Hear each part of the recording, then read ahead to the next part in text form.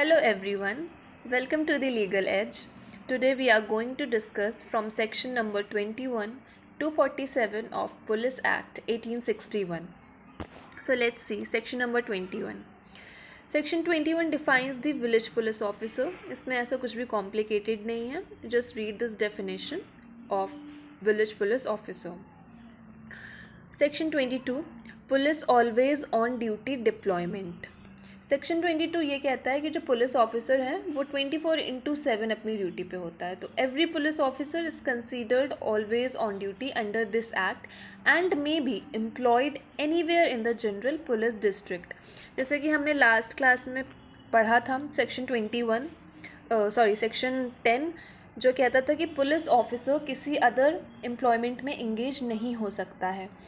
Police officer सिर्फ अपनी एक प्रोफेशन में है. अगर वो पुलिस ऑफिसर है तो वो सिर्फ पुलिस ऑफिसर है, वो किसी और प्रोफेशन में इंडल्ज नहीं हो सकता कि वो अपना साइड बिजनेस चला रहा है या कोई पार्ट टाइम जॉब कर रहा है, क्योंकि सेक्शन 22 कहता है वो 24/7 की जॉब है. तो जब 24/7 की जॉब है तो वेरी ऑब्वियस कि आप कोई और जॉब नहीं कर सकते हैं. सो 22 इज़ वेरी सिंपल. आप इतना याद रखिएगा कि पुलिस ऑफिसर की जो ड्यूटी है वो 24/7 की है. Now see section 23 duties of police officers. Section 23 सिर्फ हमें पुलिस ऑफिसर की जो भी ड्यूटीज़ हैं वो स्पेसिफाई करता है, उनकी जो कोर ड्यूटीज़ हैं.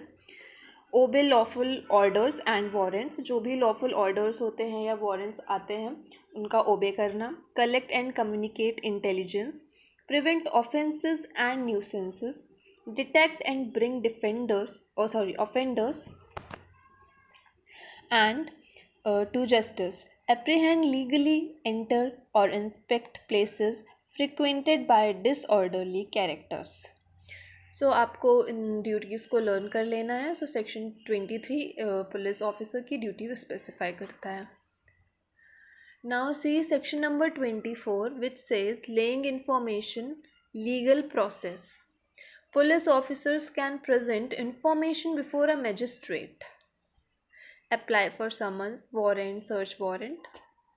बेसिकली पुलिस ऑफिसर की ये ड्यूटी होती है कि वो जितनी भी इंफॉर्मेशन है वो मजिस्ट्रेट के सामने प्रेजेंट करे. जैसे कि अरेस्ट होता है तो पुलिस ऑफिसर को उस एक्यूज्ड को विदिन 24 आवर्स में मजिस्ट्रेट के सामने प्रेजेंट करना होता है. फिर समन, वारंट एंड वो सारी चीज़ें पुलिस ऑफिसर को प्रेजेंट करनी होंगी.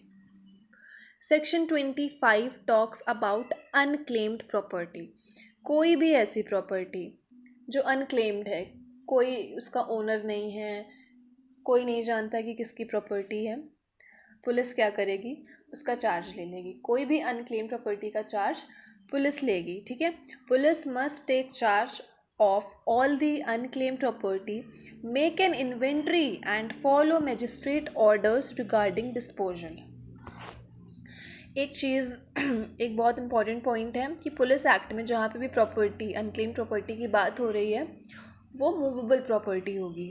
यहाँ पे इमूवेबल प्रॉपर्टी का कोई सीन नहीं है. It is only movable property. 26 magistrate में detain property and issue proclamation. जो भी अनक्लेम्ड प्रॉपर्टी मिली उसका चार्ज किसने ले लिया, पुलिस ने. उसके बाद magistrate can detain that property. उसके लिए एक प्रोक्लेमेशन इशू किया जाएगा और एक टाइम पीरियड होता है कि विदिन 6 मंथ जो भी उस प्रॉपर्टी का ओनर है वो प्रेजेंट हो और अपनी प्रॉपर्टी क्लेम करे. ये हमने CRPC में भी पढ़ा है, सर्च एंड सीजर में, कि पुलिस के पास पावर है उस प्रॉपर्टी को चार्ज लेने का और प्रोक्लेमेशन किया जाता है. कोई भी पेरिशेबल नेचर की प्रॉपर्टी होती है तो उसको इंस्टेंटली सेल कर दिया जाता है. वही सारी चीज़ें हैं. तो यहाँ पे 25 talks about unclaimed property. Police उसका चार्ज ले सकती है. 26 उस प्रॉपर्टी को मजिस्ट्रेट डिटेन कर सकते हैं और प्रोक्लेमेशन होगा कि विद इन 6 मंथ आप प्रेजेंट हो, और अगर पेरिशेबल नेचर की है तो उसको सेल कर दिया जाएगा. 27 confiscation if no claimant appears. 6 month का टाइम पीरियड सेट किया गया, बट अगर उस पीरियड में कोई भी प्रेजेंट नहीं होता है उस प्रॉपर्टी को क्लेम करने के लिए, then what will happen.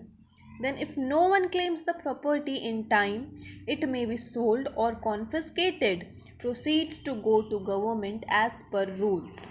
In that case जो भी प्रॉपर्टी होगी उसको सोल्ड कर दिया जाएगा एंड गवर्नमेंट के जो भी रूल्स हैं उस पूरे प्रोसीजर के अकॉर्डिंग. ओके, तो अगर कोई भी आफ्टर प्रोक्लेमेशन 6 मंथ में उस प्रॉपर्टी को क्लेम नहीं कर रहा है तो उस प्रॉपर्टी को सोल्ड कर दिया जाएगा या किसी भी गवर्नमेंट रूल्स के अकॉर्डिंग उसको डिस्पोज ऑफ कर दिया जाएगा. Then see section number 28, persons not surrendering certificate etcetera. हमने सेक्शन नंबर 8 पढ़ा था. सेक्शन 8 क्या कहता था? Section 8 talks about the certificate. Every police officer who get enrol will get a certificate, जो कि उनकी पावर, फंक्शंस और प्रिविलेजेस को डिस्क्राइब करता था. उसके साथ ही हमारा एक प्रोविजो था जो कि सरेंडर ऑफ सर्टिफिकेट की बात करता था कि अगर पुलिस ऑफिसर की ड्यूटी सीज होती है तो उसे वो सर्टिफिकेट सरेंडर करना होगा. तो इफ़ उसी का आगे ये सेक्शन एक्सटेंडेड है, सेक्शन नंबर 8 का ही एक्सटेंडेड वर्जन है, सेक्शन नंबर 28, जो कहता है अगर वो सर्टिफिकेट सरेंडर नहीं करते इन दैट केस क्या होगा, क्या प्रोसीजर होगा. तो a person ceasing to be a police officer who does not surrender certificate, clothing, arms etcetera is liable to penalty और इम्प्रिजनमेंट. कोई भी पर्सन जो पुलिस ऑफिसर से अब सीज हो रहा है, अगर वो अपने सर्टिफिकेट, अपनी यूनिफॉर्म, अपने आर्म्स, स्टार्स जो होते हैं वो सब सरेंडर नहीं कर रहे हैं तो वो किस चीज़ के लिए लायबल होंगे? पेनल्टी के लिए और इम्प्रिजनमेंट के लिए. तो सेक्शन 8 बात करता है सर्टिफिकेट की कि एक सर्टिफिकेट प्रोवाइड किया जाएगा. सेक्शन 28 बोलता है कि अगर उस सर्टिफिकेट को सरेंडर नहीं करेंगे तो क्या होगा? इम्प्रिजनमेंट और penalty. Now see section number 29, penalties for neglect of duty etc. If a police officer violates rule, lawful orders, resigns without permission, in short, अगर कोई भी पुलिस ऑफिसर अपनी ड्यूटी नेग्लेक्ट कर रहा है, रूल वायलेट कर रहा है, अपने विदाउट परमिशन रिज़ाइन कर रहा है, लीव पे जा रहा है, फिर रिटर्न नहीं हो रहा है, कोई भी नेग्लेक्ट या ड्यूटी परफॉर्म ना करना, सही से उसका वायलेशन करना, तो वो किस चीज़ के लिए लाइबल होगा? 3 मंथ की पे जो होगी वो डिडक्ट की जाएगी, पेनल्टी पड़ेगी और इम्प्रिजनमेंट होगा. तो penalties for neglect of duty, section 29. Now section 30, regulation of public assemblies, procession, licensing. Police can regulate public meetings, procession, require licenses for them. कोई भी हमें अगर पब्लिक प्लेस पे कोई भी असेंबली ऑर्गेनाइज करनी है,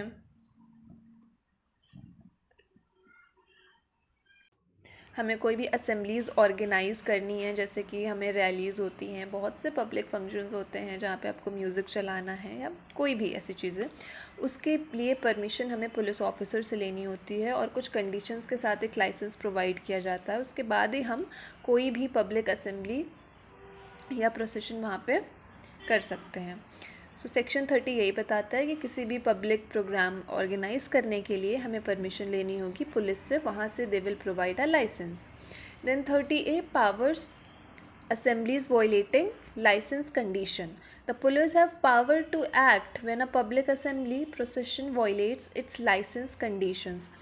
हमें वो लाइसेंस प्रोवाइड किया गया, हमने कोई भी प्रोग्राम ऑर्गेनाइज़ किया, उस लाइसेंस में जो कंडीशन है, कुछ हो सकता कोई टाइम पीरियड दिया हो कि 6 बजे से लेके 8 बजे तक ही वो प्रोग्राम चलेगा, आप टाइम बढ़ा रहे हैं, आप उस लाइसेंस के किसी भी कंडीशन को वॉयलेट कर रहे हैं, तो पुलिस के पास पूरी पावर होगी उस पर चार्ज लेने की और पनिशमेंट प्रोवाइड करने की. Section 31, police to keep order in public roads etcetera. Police must maintain order in public roads. Okay, तो पुलिस के पास ये पूरी पावर होगी जो आपकी पब्लिक रोड्स हैं या स्ट्रीट्स हैं, थ्रोफेयर्स हैं, वहाँ पे पीस मेंटेन करने की, लॉ एंड ऑर्डर मेंटेन करने की, ये किसकी ड्यूटी होगी? पुलिस की. Now 32, penalty for disobeying orders under the last 3 sections. हमने लास्ट 3 सेक्शंस जो पढ़े 30, 38, 31, उस पर जो भी अगर कोई भी ऑर्डर डिसओबे हो रहा है तो उसके लिए क्या पेनल्टी होगी. If a person disobeys order made under sections about assemblies roads etcetera there is a penalty. Okay. 3 section कौन से थे? सेक्शन 30 जो बात करता था कि आपको कोई भी पब्लिक असेंबली ऑर्गेनाइज़ करने के लिए परमिशन लेनी होगी. 30A बात करता है कि उस परमिशन में जो भी लाइसेंस मिलेगा उन कंडीशंस को फॉलो करना होगा. 31 बात करता है कि पुलिस के पास ये पावर है कि वो अपने लॉ एंड ऑर्डर को मेंटेन करे पब्लिक रोड्स और स्ट्रीट्स पे. और 32 बात करता है अगर इन तीनों अबव सेक्शन में कोई भी डिसओबे ऑफ ऑर्डर हो रहा है तो पेनल्टी क्या प्रोवाइड की जाएगी. Now see section number 32, savings of magistrates control. The control of magistrate over streets, pathways, etc. is protected. Also, rules can be made about use of streets, etc. तो magistrate के पास पूरा control होगा इस street pathways को protect करने का और जो भी रूल्स बनाए जाएंगे. Now see number section 34A. 34A talks about punishment for offences on road etc. Various petty offences, example slaughtering cattle, riding furiously, cruelty to animals, obstructing passengers, exposing goods, throwing dirt in streets, indecent exposure, neglecting dangerous places etc. Police have power to act, punish.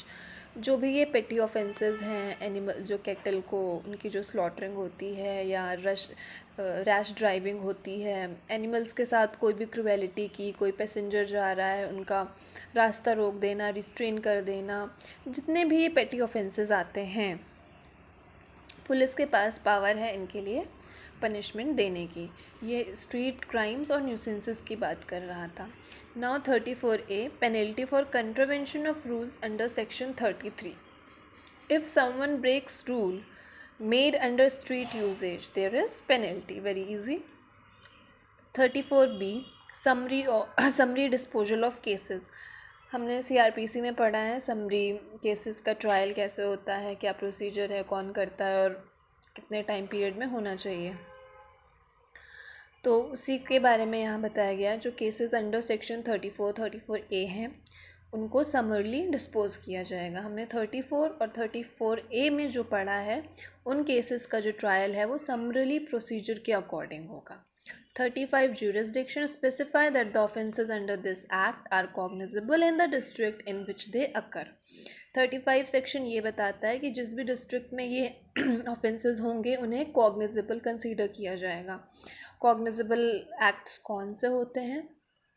जहाँ पे police के पास power है without warrant arrest करने की. Okay, so under this act the offences are cognizable.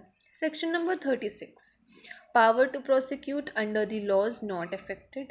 Exercise powers under this act doesn't limit to prosecute under other laws. कोई भी इस एक्ट में ऐसी चीज़ जो बताई गई है वो किसी दूसरे लॉ को ओवरराइड नहीं करेगी.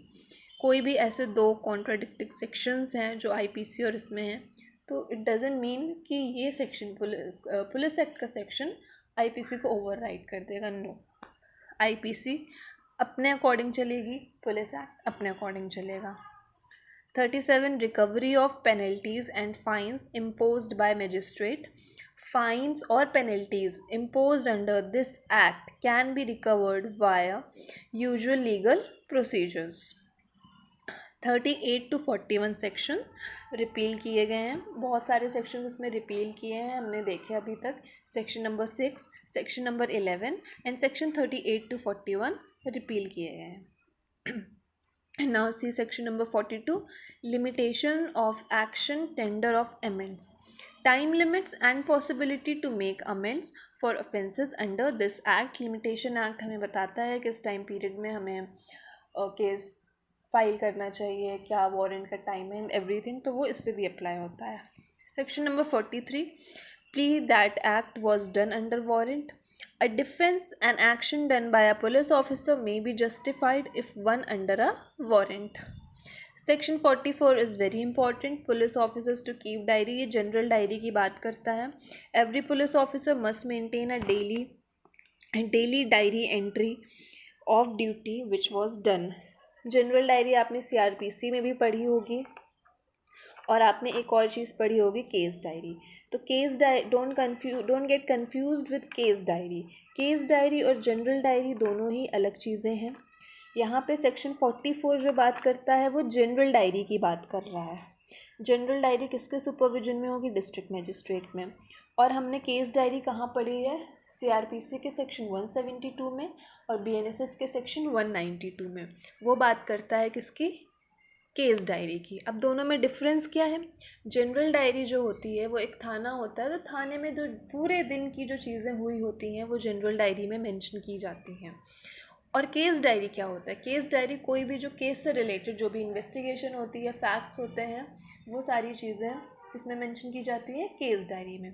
तो 44 सेक्शन जो है वो बात करता है हमारी जनरल डायरी की। Section number 44 is general diary, and case diary के बारे में हमें CRPC में बताया गया है, section 172, BNSS section 192, right. Now section 45. Government may prescribe forms of return. The provincial or state government may prescribe the forms in which returns are to be submitted by police.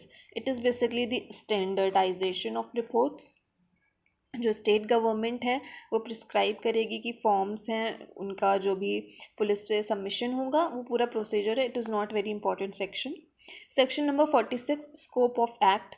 Generally किसी भी act में जो scope होता है वो initial sections में होता है, सेक्शन 2 या 3 में, बट कीप इन माइंड कि पुलिस एक्ट में जो सेक्शन 46 है, लास्ट में सेकेंड लास्ट सेक्शन है, वो स्कोप ऑफ एक्ट डिस्क्राइब करता है। तो स्कोप ऑफ एक्ट क्या है? Defines the territorial subject scope where and when it applies. Okay, now last section, authority of district superintendent over village police. The district superintendent has authority over village police in the district. इसमें हमें ये बताया गया है कि जो village police officer होगा और एक होगा डिस्ट्रिक्ट सुपरिटेंडेंट, तो सुपरिटेंडेंट का कंट्रोल होगा विलेज पुलिस ऑफिसर पे। ओके, जो डिस्ट्रिक्ट सुपरिटेंडेंट है उसकी authority over the village police officer के होगी, राइट। सो इसी के साथ हमारा पुलिस एक्ट कंप्लीट होता है। आई होप आपको चीज़ें समझ में आई हों। Thank you.